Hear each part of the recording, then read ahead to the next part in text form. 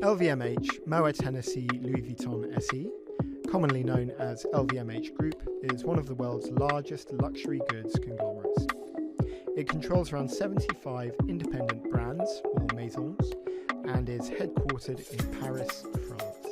So today is a pitching session where we've got 6 UK companies pitching to the LVMH Digital and Tech Innovation team, looking to try to find new ways to work in the fashion, in the creative technology and in the cultural world. And obviously one of the world's biggest companies who represent everything through from fashion to the creative ecosystem globally.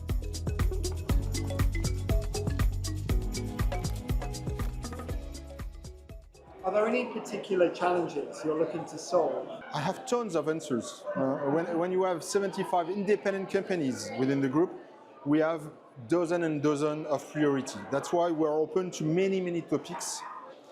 And you know, we are fully involved on omni-retail, I would say.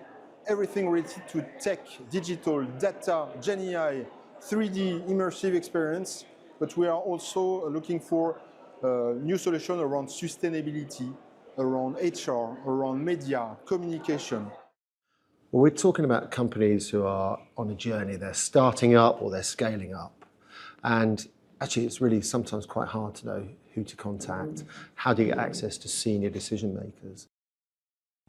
What normally stops these companies is they don't even think that they would be considered by such a large organisation, and they don't understand how they could approach them, who they need to reach out to.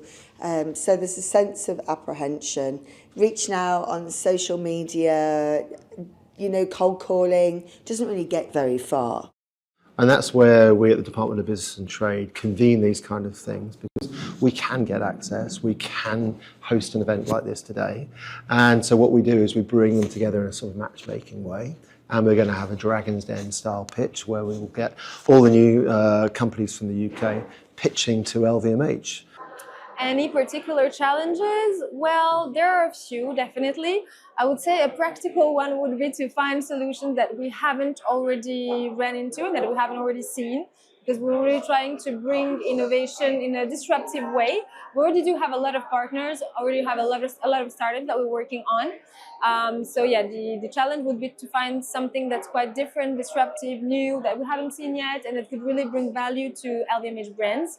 And if I have to share one topic that's top of mind, very important at group level, would be anything related to enhancing customer journey, whether it's in-store, online, through any type of way possible. So personalization, or honestly anything that could enhance it, enchant it, and make it even better.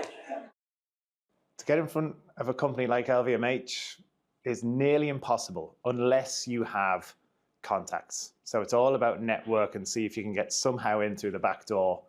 But general outreach through LinkedIn or other means is generally falling on deaf ears. I think, you know, anyone that's got like CEO, founder in their title on LinkedIn probably gets about 375 emails a day saying, I can sort out your cold emailing. You know, if you're in a senior position in a company like LVMH, to cut through that is, you know, virtually impossible through kind of cold calling or cold emailing. And so really what you need to kind of find a way into those organizations is referrals. What do you think is the biggest mistake companies make when pitching to you? Good question. First, as always, the idea is to be convincing in 1 minute, but the idea is to convince us that their solutions are scalable. Because when you want to work with Sephora, with Dior, with Louis Vuitton, you have to be scalable to be able to accompany the teams and the brands in 10, 20, 50 countries in the world. So being a king only in the UK, it's cool, but for us, we need a king able to accompany us everywhere.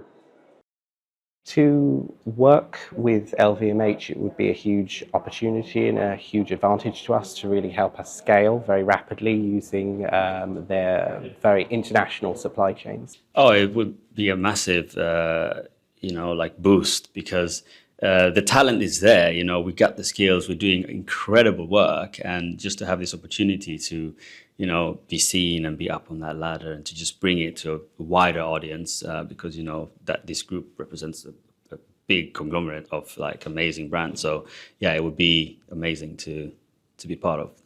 I need to understand what is their value proposition in under a minute.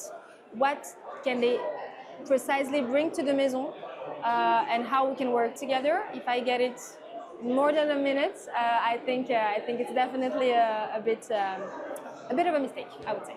So I think the biggest challenge that we face being a startup running against much larger competition is that, of course, we are a smaller team. There's few of us, there are fewer hours in the day as a result, and so we really have to pick our opportunities very carefully for the greatest impact. The main challenge that we face when pitching Audici is all about finding the right person, finding the right teams that are going to be interested in innovating. DBT has a big team based in London and in the UK as well that can support, but there is also officers across the world, like myself, being based in embassies. So we do support companies throughout the world with really understanding the market they're targeting, making the right connections, providing visibility to events and activities that make sense in market that are strategic to their businesses. We have a suite of services that is kind of like off the shelf. We run programs, we run educational programs, we run a lot of capability enablement, we do webinars, masterclasses, we do a lot of trade missions as well. And yeah, depending on where you are, we can have international trade advisors. There's a whole suite of services that are free as well for UK companies. Also, what we've got is a new government with a new programme looking to reset relations with Europe. The creative industries has been named as one of the growth pillars in the industrial strategy. So what we're doing is we're bringing all these things together, convening these sessions, these pitches, and our goal is to drive economic growth. So that's what we're looking to do. We're looking to find new channels for growth, particularly in the tech and the creative sectors. I think bad pitches are when people presume that the person in front of you is like experiencing that pain. I'm from a sales background, so I always believe that you have to find pain to offer remedy. So in a usual sales scenario, you would find out if the company in front of you is actually suffering that pain that you have the remedy for. Now, this is a slightly different environment because I'm not asking them questions beforehand. We're going straight into a pitch.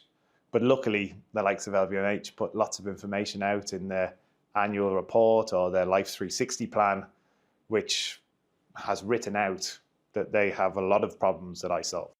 Yeah, so the team at DBT have been working with the companies, looking through their pitch decks, giving them some prompts about what LVMH are actually looking for.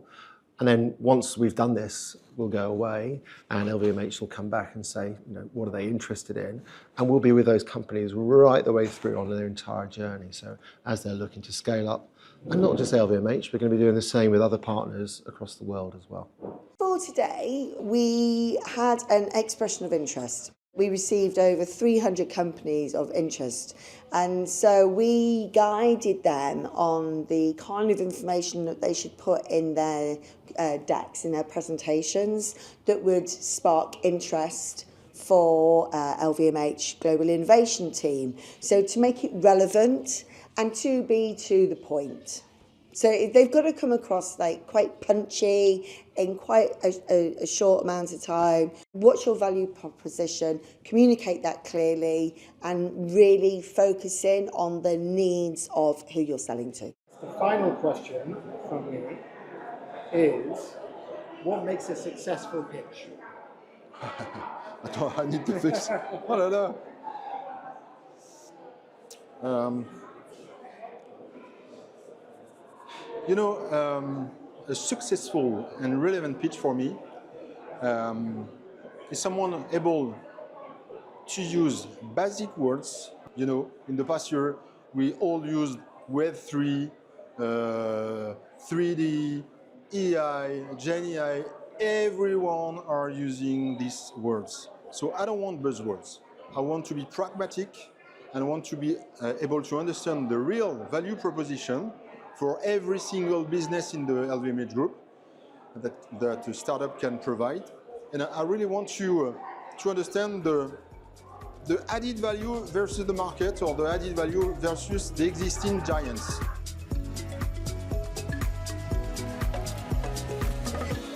How you're feeling today about pitching? Well, how I'm feeling is sick, but I'm trying to put on a different vibe, yeah. And this is why I'm super. I don't know.